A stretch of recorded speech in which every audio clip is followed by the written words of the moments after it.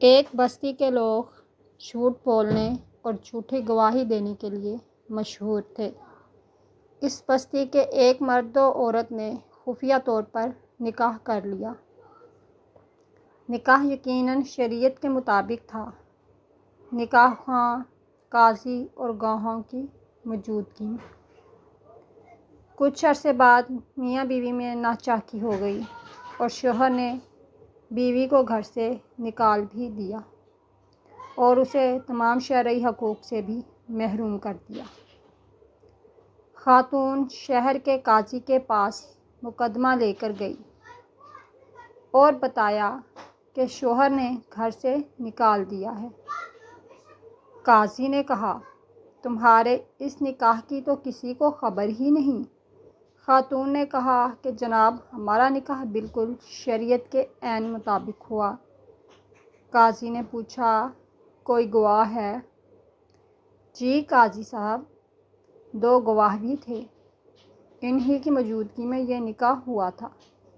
قاضی صاحب نے شوہر اور گواہوں کو طلب کر لیا، مگر انہوں نے بھری عدالت میں خاتون کو پہچاننے اور نکاح سے صاف انکار کر دیا اور بیک زبان کہا کہ ہم نے تو آج سے پہلے اس خاتون کو کبھی دیکھا تک نہیں۔ قاضی صاحب نے خاتون، شوہر اور گواہوں کو بیک وقت گہری نظروں سے دیکھتے ہوئے خاتون سے پوچھا، کیا تمہارے شوہر کے پاس کتے ہیں؟ خاتون نے کہا، ہاں۔ قاضی نے خاتون سے پوچھا، کیا آپ کتوں کی گواہی اور ان کے فیصلے کو قبول کر لیں گی؟ خاتون نے کہا، جی، مجھے ان کی گواہی اور فیصلہ قبول ہوگا۔ قاضی نے حکم دیا کہ خاتون کو اس شخص کے گھر لے جایا جائے۔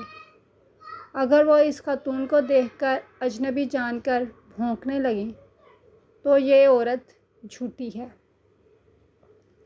اور اگر وہ کتے خاتون کو دیکھ کر گھر کا فرد سمجھ کر خوش ہوں اور کا استقبال کریں تو خاتون کا دعویٰ درست اور شوہر اور گواہ جھوٹے ہیں، اور یہ خاتون گھر کی مالکن ہے۔ یہ حکم جاری کرتے ہی قاضی اور عدالت میں موجود لوگوں نے شوہر اور گواہوں کی طرف دیکھنا شروع کر دیا، جن کے چہرے جھوٹ پکڑے جانے کے خوف سے پیلے پڑ گئے تھے اور جسم کپ کپانے لگے تھے۔ فیصلہ تو ہو چکا تھا کہ کون سچا اور کون جھوٹا ہے۔ قاضی صاحب نے سپاہیوں کو حکم جاری کیا، گرفتار کر لو ان جھوٹوں کو اور انہیں کوڑے لگاؤ کہ یہی جھوٹے ہیں، اور آبزرویشن دی، بدترین بستیاں ہیں وہ جن کے باشندوں سے زیادہ ان کے کتے سچے ہیں۔